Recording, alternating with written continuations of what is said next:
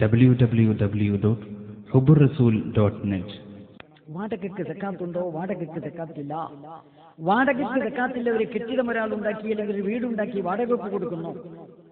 കെട്ടിടം ഒരാൾ ഉണ്ടാക്കി അല്ലെങ്കിൽ വില കൊടുത്ത് വാങ്ങിയവർ കെട്ടിടം വാടകയ്ക്ക് കൊടുക്കുന്നു. വാടകയ്ക്ക് സക്കാത്തില്ല. വാടകയായി കിട്ടിയ സംഖ്യ അത് സൂക്ഷിച്ച് നിസാബ് തികയുകയും ഒരു കൊല്ലം പൂർത്തിയാവുകയും ചെയ്താൽ സാധാരണ നമ്മുടെ നിക്ഷേപത്തിന് സക്കാത്ത് കൊടുക്കുന്ന പോലെ സക്കാത്തുണ്ട് എന്ന് മാത്രമേ ഉള്ളൂ. എന്നാൽ മേൽവാടകയ്ക്ക് സക്കാത്തുണ്ട്. അത് കച്ചവട സ്വഭാവമുള്ളത് കൊണ്ട് മേൽവാടകയ്ക്ക് സക്കാത്തുണ്ട്. ഒരു കെട്ടിടം അല്ലെങ്കിൽ ഒരു ഷോപ്പ് അല്ലെങ്കിൽ ഒരു വീട് ഒരാൾ വാടകയ്ക്ക് വാങ്ങി. എന്തിനാണ് വാടകയ്ക്ക് വാങ്ങിയത്? മേൽവാടകയ്ക്ക് കൊടുക്കാൻ. മേൽവാടകയ്ക്ക് കൊടുക്കാമല്ലോ. വാടകയ്ക്ക് വാങ്ങിയ ഒരു കെട്ടിടമോ ഒരു സ്ഥലമോ ഒരു വാഹനമോ അതേ വാടകക്കോ അതിനേക്കാൾ കുറഞ്ഞ വാടകക്കോ കൂടിയ വാടകക്കോ വേറൊരാൾക്ക് വാടകയ്ക്ക് കൊടുക്കുന്നതിന് വിരോധമില്ല. ആ കാലയളവിലായിരിക്കണം. നമ്മുടെ കാലഘട്ടത്തിന്റെ പുറത്തേക്ക് പോകാൻ പാടില്ല.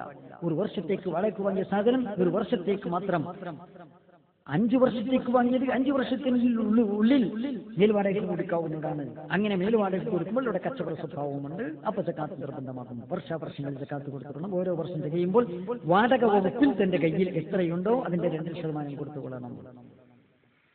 അല്ല, മേൽവാടകയ്ക്ക് വാങ്ങിയ കെട്ടിടം അടച്ചിട്ടാലും കഴിഞ്ഞ പീരിയഡിന് ഉജ്റത്തിന് സാമാന്യമായ പ്രദേശത്ത് സാമാന്യമായ ഒരു വാടക ഉണ്ടാകുമല്ലോ. അത് കണക്കാക്കി വർഷം തികഞ്ഞ സക്കാത്ത് കൊടുക്കണമെന്ന് പറഞ്ഞവരും ഉണ്ട്. പക്ഷേ അതിനെ മറ്റു ചില പണ്ഡിതന്മാർ വിമർശിച്ചിട്ടുണ്ട്. ശൂന്യതയിൽ നിന്നെടുത്ത് എന്ത് സക്കാത്ത് കൊടുക്കാൻ? അതുകൊണ്ട് വാടക വകുപ്പിൽ അവന്റെ കയ്യിൽ വല്ലതും വന്നിട്ടുണ്ടെങ്കിൽ ഒരു വർഷം തികഞ്ഞപ്പോൾ നിസാബ് ഉണ്ടെങ്കിൽ കൊടുത്താൽ മതി. സാധാരണ വാടക നിസാബ് തികഞ്ഞ് ഒരു വർഷം തികഞ്ഞാൽ സക്കാത്ത് കൊടുക്കാം. ഇവിടെ മേൽവാടക കച്ചവട സ്വഭാവമുള്ളത് കൊണ്ട് വർഷം തികയുന്ന അവിടെ വർഷം തികഞ്ഞാൽ സക്കാത്ത് കൊടുക്കാം. വർഷം തികഞ്ഞപ്പോൾ നിസാബ് തികഞ്ഞാൽ മതി. നിസാബ് തികഞ്ഞിട്ടൊരു വർഷം പൂർത്തിയാകേണ്ടതില്ല. എന്തുകൊണ്ട്? മേൽവാടകയ്ക്ക് കച്ചവട സ്വഭാവമുള്ളത് കൊണ്ട്. സാലറിക്ക് സക്കാത്തില്ല. സാലറി വാങ്ങാതെ നിക്ഷേപിച്ചു വെക്കുകയാണെങ്കിൽ മാത്രമേ നേരത്തെ പറഞ്ഞതുപോലെ നിസാബ് തികഞ്ഞിട്ട് ഒരു വർഷം പൂർത്തിയാൽ.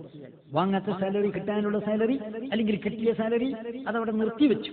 അങ്ങനെ നിർത്തിവെച്ച് നിസാബ് തികഞ്ഞ് ഒരു വർഷം പൂർത്തിയാൽ സക്കാത്ത് കൊടുക്കണം. അത്ര മാത്രമേ ഉള്ളൂ. റിയൽ എസ്റ്റേറ്റ് എന്ന ഇമ്മൂവബിൾ പ്രോപ്പർട്ടി, അതിനാണല്ലോ സ്ഥാവര സ്വത്തിനാണല്ലോ റിയൽ എസ്റ്റേറ്റ് എന്ന് പറയുന്നത്. അപ്പൊ റിയൽ എസ്റ്റേറ്റ് എന്ന് പറയുന്നത് കെട്ടിടങ്ങളാകട്ടെ നിലങ്ങളാകട്ടെ അതുകൊണ്ട് വിപണനം നടത്തുകയാണെങ്കിൽ കച്ചവടം നടത്തുകയാണെങ്കിൽ അത് കച്ചവടച്ചരക്കായി മാറി. അതുകൊണ്ട് സാധാരണ കച്ചവടച്ചരക്കുകളുടെ നിയമം അതിന് ബാധകമാകുന്നു. വർഷം തികഞ്ഞാൽ അതിന്റെ 2% സക്കാത്ത് കൊടുത്തുകൊള്ളണം. റിയൽ എസ്റ്റേറ്റ് കച്ചവട സ്വഭാവത്തിലുള്ളത് ഇല്ലെങ്കിലോ, ഉദാഹരണമായിട്ട് ഒരാൾ കമ്പനി ഉണ്ടാക്കാൻ സ്ഥലം വാങ്ങി, അല്ലെങ്കിൽ ഒരു കമ്പനി അതിന്റെ പ്രൊമോട്ടർമാർ കമ്പനി നിർമ്മിക്കാൻ വേണ്ടി കമ്പനി പ്രൊമോഷൻ നടത്തുമ്പോൾ കമ്പനിയുടെ പ്രൊമോട്ടർമാർ സ്ഥലം വാങ്ങി കമ്പനിക്ക് വേണ്ട ആവശ്യമായ സ്ഥലങ്ങൾ വാങ്ങി. അവിടെ കമ്പനിയുടെ കെട്ടിടം അതുപോലെ കമ്പനിയുടെ സ്ഥലം ഈ പ്രോപ്പർട്ടികൾ ഒന്നും തന്നെ അതൊക്കെ റിയൽ എസ്റ്റേറ്റിൽ പെടുന്നുവെങ്കിലും അവിടെ കച്ചവട സ്വഭാവമില്ല. ആ കമ്പനിയിൽ ഉണ്ടാക്കാൻ പോകുന്ന പ്രൊഡക്റ്റുകൾ, ഉൽപ്പന്നങ്ങൾ, അത് മാത്രമാണ് ഇവിടെ കച്ചവട ചരക്കുകൾ. അതിന് മാത്രമേ സക്കാത്തുള്ളൂ. ആ കെട്ടിടങ്ങൾക്കോ അല്ലെങ്കിൽ സ്ഥലങ്ങൾക്കോ സക്കാത്തില്ല. ഇത് മനസ്സിലാക്കാവുന്നതാണ്. ബൂഫിയ, ബക്കാല, മറ്റു ഷോപ്പുകൾ ഇതിന് സക്കാത്തുണ്ടോ? അതൊക്കെ കച്ചവട സ്വഭാവമുള്ളതായതുകൊണ്ട് ആ കെട്ടിടങ്ങൾക്കോ അവിടുത്തെ ഫർണിച്ചറുകൾക്കോ ഉപകരണങ്ങൾക്കോ സക്കാത്തില്ല. ചരക്കുകൾ, പ്രൊഡക്റ്റുകൾ, വിതരണ വാഹനങ്ങൾക്ക് സക്കാത്തില്ല. അവിടെ ഉള്ള പ്രൊഡക്റ്റുകൾക്ക് സക്കാത്തുണ്ട്. അപ്പൊ അവിടെ വർഷം തികഞ്ഞാൽ കച്ചവടം തുടങ്ങിയ ഡേറ്റ് കുറിച്ചു വെക്കണം. അത് 10 പൈസ നാണയം കൊണ്ട് തുടങ്ങിയതായിരുന്നാലും ശരി, വർഷം തികഞ്ഞാൽ നിസാബ് പൂർത്തിയായാൽ മതി കച്ചവടങ്ങൾ.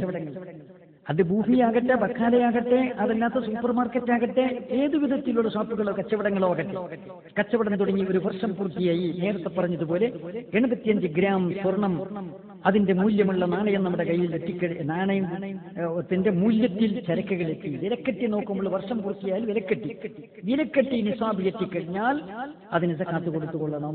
അങ്ങനെ സക്കാത്തിന് നമ്മൾ വിലക്കെട്ടുമ്പോൾ എന്തിനൊക്കെ വിലക്കെട്ടണം? ഷോപ്പിന് വിലക്കെട്ടോ ഇല്ല, ഷോപ്പിന്റെ ഇടം സ്ഥലത്തിന് വിലക്കെട്ടോ ഇല്ല, അവിടെയുള്ള ഫർണിച്ചറുകൾക്ക് വിലക്കെട്ടോ ഇല്ല, അത് സംബന്ധമായിട്ട് സാധനങ്ങളുടെ ട്രാൻസ്പോർട്ടിങ്ങിന് ഉപയോഗിക്കുന്ന വാഹനങ്ങൾ വിലക്കെട്ടുമോ ഇല്ല. പിന്നെയോ അവിടെ ഇപ്പോൾ കൊണ്ടുവച്ച മെറ്റീരിയൽസ്, റോ മെറ്റീരിയൽസ് എന്തൊക്കെയുണ്ട്? അതിന് വിലക്കിട്ടും.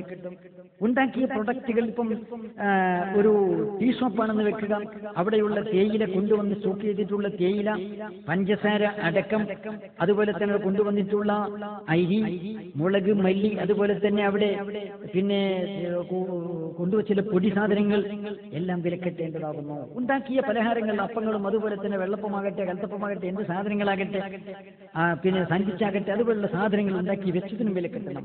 കിട്ടാനുള്ള സംഖ്യകൾക്ക് വില കണക്കാക്കണം. ഇപ്പോൾ റെഡി കാശായിട്ട് അവിടെ ഡിഗ്രിക്ക് പ്രാപിച്ചിട്ടുള്ള സംഖ്യകളുണ്ടോ അതിനും കണക്കാക്കണം.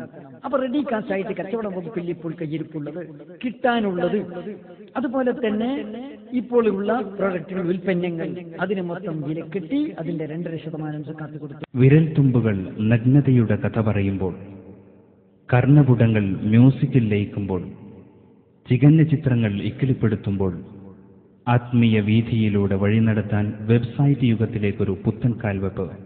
www